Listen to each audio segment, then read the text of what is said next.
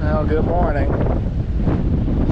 It is Saturday, the 16th of September, 2023. And Hurricane Lee has now been declared a post-tropical cyclone.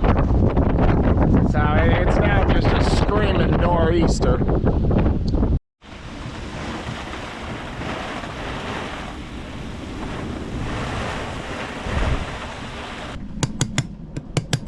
The barometer is definitely bottomed out. It's bottomed out at 994 millibars, or about 29.3 inches. So that's good. That means the storm is passing, and it feels like the wind is maybe starting to back off a little. It's definitely veering. It's come much more subtly now. So hopefully the worst of this is either occurring right now or it's past us. So we'll see. Lee followed the typical pattern of a tropical cyclone coming up the U.S. East Coast, in that it went extra tropical and then rapidly accelerated off to the northeast toward Europe, which also meant rapidly improving weather for us. I have to evict him.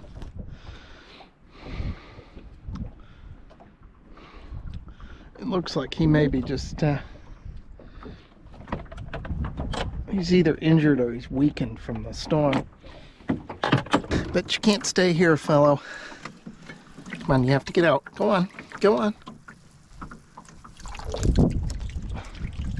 There you go, there you go. Well, he's got some strength, but he definitely looks like he's weakened. So I can't tell whether that bird is, whether he's strong enough to survive or not.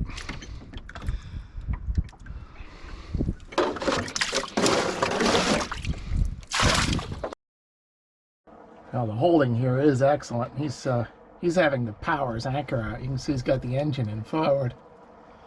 You can't get it to pull out. All right.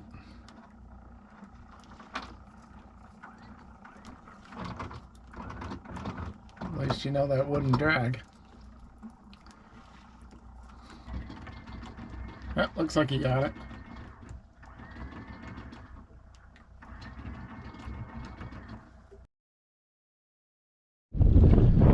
Now it's Wednesday, the 20th of September. Finally just weighed anchor here. So I'm just slowly tacking out under the main. We'll be able to turn with a fair wind in a minute here. And I think I've been here now a full week, and large part due to Lee. This was a very good little hurricane haul. Excellent holding, good shelter. So I have to remember this in case I'm here next time in another. Or there's still time left this season. In fact, there might be another low coming up the coast in about a week. So this is, it helps when you know there's a place you can run to. Looks like we can bear away a bit here. Woo-wee! Just tiptoeing through a minefield here. You can see a rock right to leeward of us breaking. And then, oh, there's the two reds. All right. So we steer for those two reds up there. We gotta leave those to port.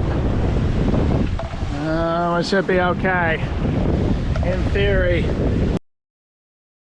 I decided to leave the outboard on. This is kind of a test, because it's pretty sloppy out here, and Mr. T has taken a couple almost complete dunks. And this is why, of course, when I go offshore, I take the outboard off.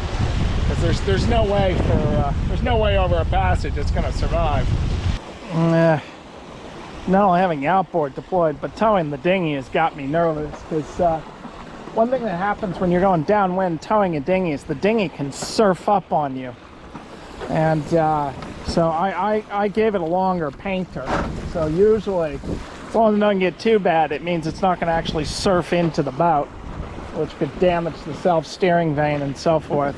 Got to look at the chart, but I think this red buoy up here is our turning point. So pretty soon we can come onto a broad ridge. We can stop this rolly, excruciating downwind. So that is Sambro Island abeam. Nice little lighthouse there. And we can't quite make our turn for Chubukto Head yet. We got a couple more, yep, you guessed it, rocks and reefs to get past. So that's Chubukto Head. It's already 2:30 in the afternoon. So it's, as usual, it's taken longer than I thought. It's quite a ways into Halifax. I think we got about another 10 miles to go. Trying to work our way into Halifax here. We're definitely fighting a foul current though. Yeah, that's a good knot and a half. It's dragging us back out.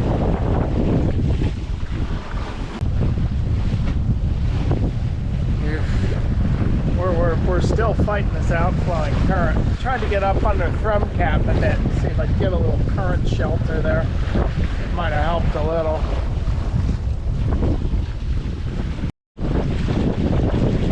Wednesday night racing. And now comes the fun part. We got a tack up in there where all those boats are.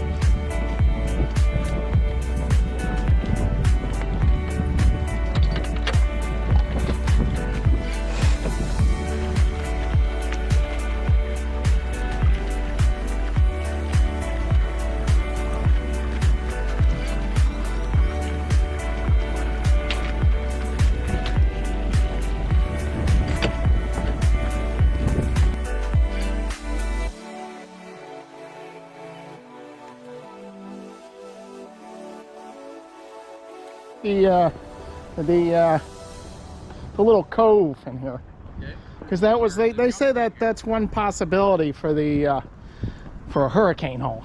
Yeah, what are the chances? Oh, good to meet you. Yeah, finally. Glad to meet you, Kevin. Good to meet you, Stephen.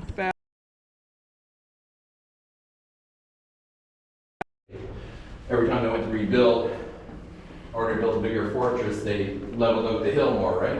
Right. Oh, I see. Yeah, yeah, of course. But what was this originally here to protect? British garrison. Okay, so this was a strategic location for the British Empire. Yeah, absolutely. To defend themselves. All right. So this is the largest, deepest freshwater port in North America. Freshwater? Sorry, salt water. But Thank you. All right. Ice-free, I should say. Ice-free. That was the big attractor. Halifax itself was founded in 1749.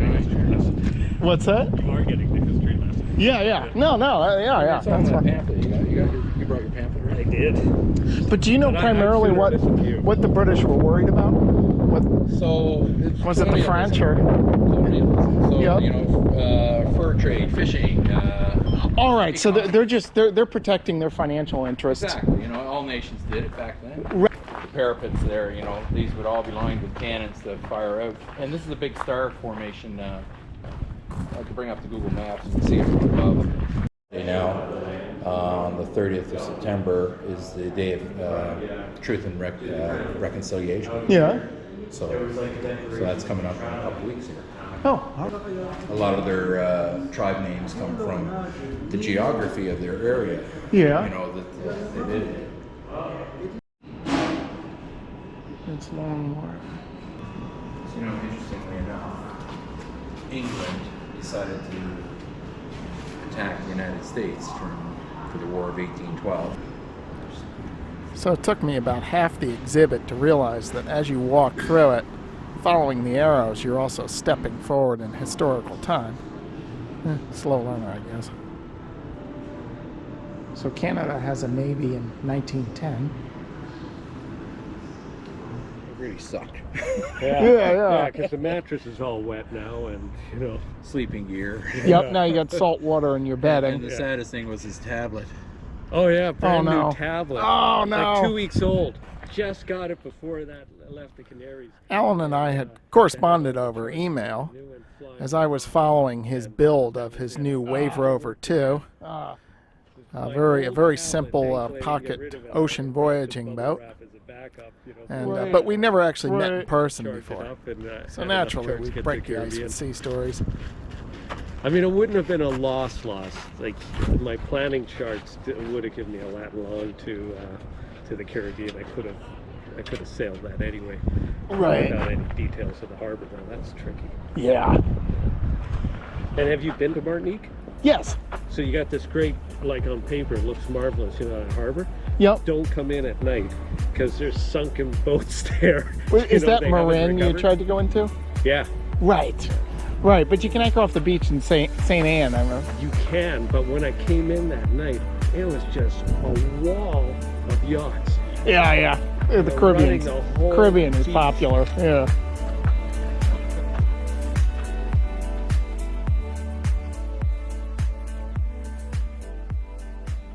Consider supporting this channel by becoming a patron. As a patron, you will be able to view my videos free of ads. You will also be able to leave comments, ask questions, and message me directly. You can become a patron for as little as $5 a month.